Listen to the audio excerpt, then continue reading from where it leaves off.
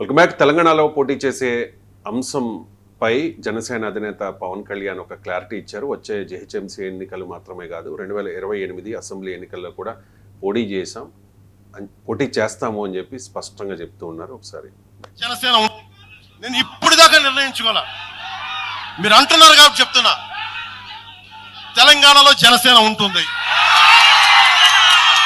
మేము పోటీ చేస్తాం. ఇప్పుడు దాకా ఎప్పుడు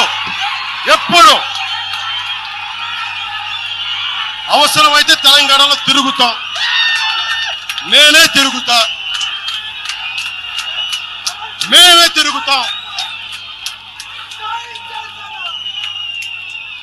ప్రతి సమస్య మీద మాట్లాడతాం. 2023 తెలంగాణ అసెంబ్లీ ఎన్నికల్లో జనసేన పార్టీ పోటీ చేసింది, తిరుగుతాము అన్నారు, అప్పుడు కూడా తిరిగారు. ఇప్పుడు మళ్ళీ పోటీ చేస్తాము అంటూ ఉన్నారు, తిరుగుతామని చెప్పి ఖచ్చితంగా పవన్ కళ్యాణ్ చెప్తూ ఉన్నారు.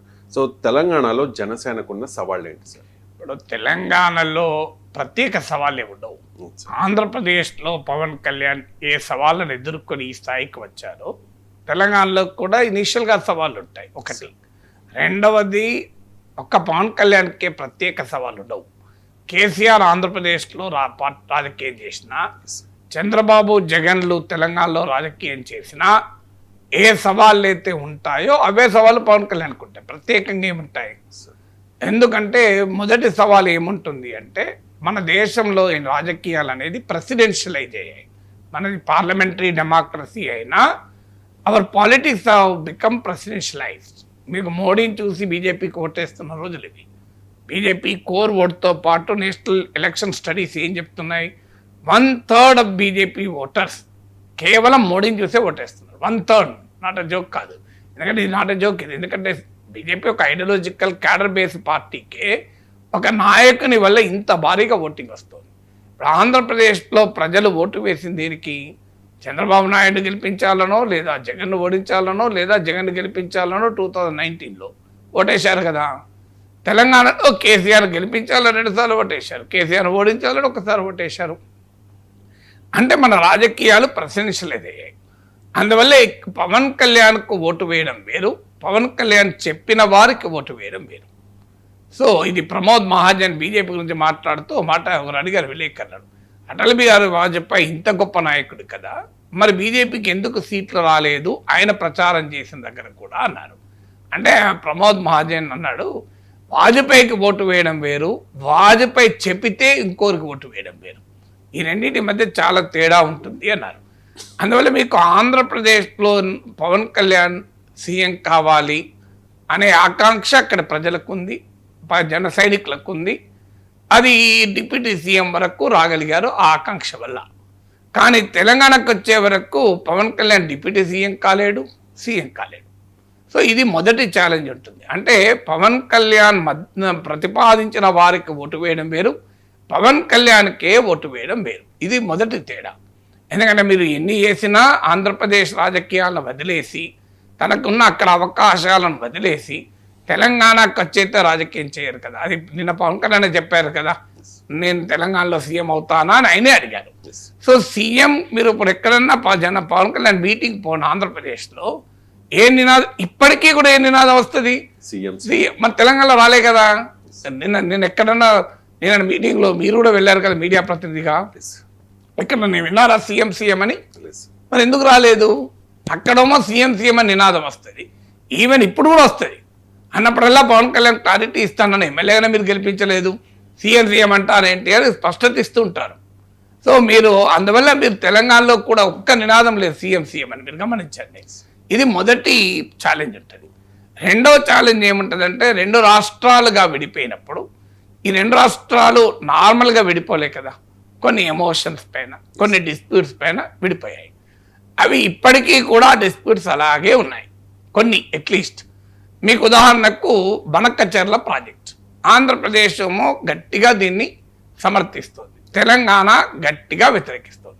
తెలంగాణలో కాంగ్రెస్ వ్యతిరేకిస్తోంది, బీఆర్ఎస్ వ్యతిరేకిస్తోంది, అన్ని పార్టీలు వ్యతిరేకిస్తుంది. తెలంగాణలో ఉన్న పార్టీలు, ఈవెన్ జాతీయ పార్టీలు కాంగ్రెస్ కూడా వ్యతిరేకిస్తోంది. బీజేపీ కూడా గట్టిగా మేము బనకచెర్లకు అనుకూలం అని అంటాందా? అనడం లేదు. మరి పవన్ కళ్యాణ్ బనకచెర్ల పైన ఏ స్టాండ్ తీసుకుంటాడు? సో మీకు భద్రాచలం 5 గ్రామాలు తెలంగాణకు కావాలి అని అడుగుతున్నారు తెలంగాణ పార్టీలన్నీ ముక్త కంఠంతో. దీన్ని ఆంధ్రప్రదేశ్ డిప్యూటీ సీఎంగా జనసేన నాయకుడిగా తెలంగాణలో ప్రజలకు పవన్ కళ్యాణ్ ఇచ్చే ఆన్సర్ ఏంటి? 7 మండలాలు తిరిగి ఇవ్వమని అడుగుతున్నారు. అదంటే పోనీ పెద్ద డిమాండ్ సాధ్యం కాదు. అట్లీస్ట్ భద్రాచలానికి సంబంధించిన 5 గ్రామాలు ఈ సంగతి అని అడుగుతున్నారు. దీనికి మన ఆన్సర్ ఉండాలి కదా. అలాగే కృష్ణా జలాల్లో మాకు అన్యాయం జరిగింది, నీళ్లు నిధులు నియామకాల ఆధారంగానే మేము రాష్ట్రం ఏర్పడింది, అందువల్ల కృష్ణా జలాల్లో 50% వాటా ఇవ్వాలని మీకు రేవంత్ రెడ్డితో సహా తెలంగాణ పార్టీలన్నీ అడుగుతున్నాయి. మీకు జనసేన నాయకుడిగా పవన్ కళ్యాణ్ స్టాండ్ ఏంటి? సో ఇలా ఆంధ్రప్రదేశ్కు తెలంగాణకు మధ్య ఉండే వివాదాలపైన, వివాదాస్పద అంశాల విభేదాలపైన పవన్ కళ్యాణ్ ఏ వైఖరి తీసుకుంటాడన్నది ఇంపార్టెంట్. బనకజర్లను వ్యతిరేకిస్తే ఆంధ్రప్రదేశ్లో ఇబ్బంది పడతారు, సమర్థిస్తే తెలంగాణలో ఇబ్బంది పడతారు. మీకు అలాగే కృష్ణా జలాల వాటా గురించి 50% ఇవ్వమని అడిగితే తెలంగాణలో లాభం వస్తుంది, కానీ ఆంధ్రప్రదేశ్లో నష్టం వస్తుంది. అంటే తెలంగాణలో రాజకీయ ఉనికి కొరకు ఆంధ్రప్రదేశ్లో తనకున్న రాజకీయ ఉనికిని పవన్ కళ్యాణ్ వదులుకోగలడా? ఈ క్వశ్చన్. అంటే ఆంధ్రప్రదేశ్ రాజకీయాలకు లోబడి తెలంగాణలో రాజకీయాలు చేస్తే, అది చంద్రబాబు అయినా జగన్ అయినా పవన్ అయినా, లేదా తెలంగాణ రాజకీయాలకు లోబడి కేసీఆర్ అయినా ఆంధ్రలో రాజకీయాలు చేస్తే ప్రజలు ఏ మేరకు అంగీకరిస్తారో క్వశ్చన్. అలా చేయనప్పుడు తమ సొంత రాష్ట్రంలో ఇబ్బంది పడతారు కదా.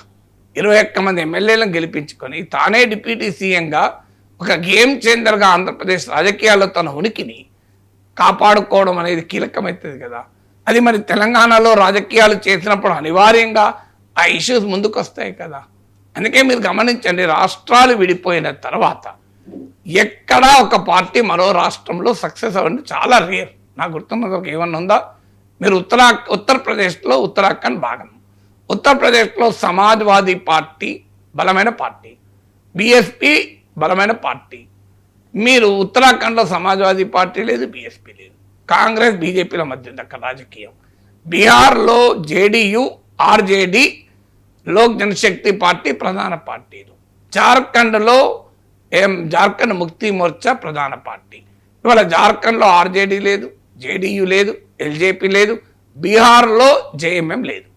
చూడండి మీరు, అంటే వాళ్ళు ఒక్కసారి రాష్ట్రం విడిపోయాక ఆ 2 రాష్ట్రాల పొలిటికల్ ఈడియం కాంటెక్స్ట్ మారిపోతుంది. నాయకత్వం ఎక్కడి నుంచి వచ్చారన్నది కీలకమవుతుంది. సో మీరు 2 రాష్ట్రాల్లో పార్టీ లేదనుకో ఇబ్బంది రాదు. ఇదే పవన్ కళ్యాణ్ కానీ చంద్రబాబు కానీ జగన్ కానీ ఆంధ్రప్రదేశ్లో రాజకీయం చేయక తెలంగాణలోనే చేశారనుకుందాం, అదొక రకం డిఫరెంట్ ఉంటుంది. ఇప్పుడు మీకు రజనీకాంత్ తమిళవాడు కాదు, తమిళనాడులో పార్టీ పెట్టే ప్రయత్నం చేయలేదా? నాకు గుర్తున్న వరకు కరుణానిధి కూడా తెలుగువారు, subject correction. Even MG Ramachandran కూడా తమిళ ఒరిజినల్ కాదు, జయలలిత కన్నడ నుంచి వచ్చారు. వాళ్ళంతా తమిళనాడులో రాజకీయాలు, కానీ వాళ్ళు ఆ రాష్ట్రాల్లో చేయలే. మీకు ఎక్కడ వాళ్ళు తాము వచ్చిన రాష్ట్రంలోనే చేశారు తప్ప వేరే తమ ఒరిజినల్ రాష్ట్రంలో రాజకీయాలు చేయలే. అందువల్ల అలాంటి సమస్య ఒకటి రావచ్చు. దాన్ని ఎలా పవన్ కళ్యాణ్ అధిగమిస్తాడని చూడాలి. అందువల్ల ఈ 2 రాష్ట్రాల మధ్య ఉండే విభేదాలు 2 రాష్ట్రాల్లో జనసేన రాజకీయ కార్యాచరణ పైన ఏ రకమైన ప్రభావాన్ని చూపుతాయని. 3వది, వివాదాలు లేని రాజకీయ అంశాలు, ప్రజా సమస్యలు ఉంటాయి. ఆ ప్రజా సమస్యల పైన పోరాడితే అభ్యంతరం ఏమున్నది? ఆ మాటకొస్తే నేను ఆంధ్రప్రదేశ్ ప్రత్యేక హోదా అప్పుడు ఉన్న వాళ్ళు అరుణ్ కుమార్, జయప్రకాష్ నారాయణ ఇలాంటి వాళ్ళతో పవన్ కళ్యాణ్ మీటింగ్ పెడితే నేనే వెళ్ళి మాట్లాడాను కదా, నా యూట్యూబ్లో ఉంటుంది. 2 లక్షల మంది పవన్ కళ్యాణ్ నన్ను అభినందించాడు కూడా, చాలా బాగా మాట్లాడారు సార్, నేను మళ్ళీ మీతో చర్చిస్తాను కూడా అన్నారు.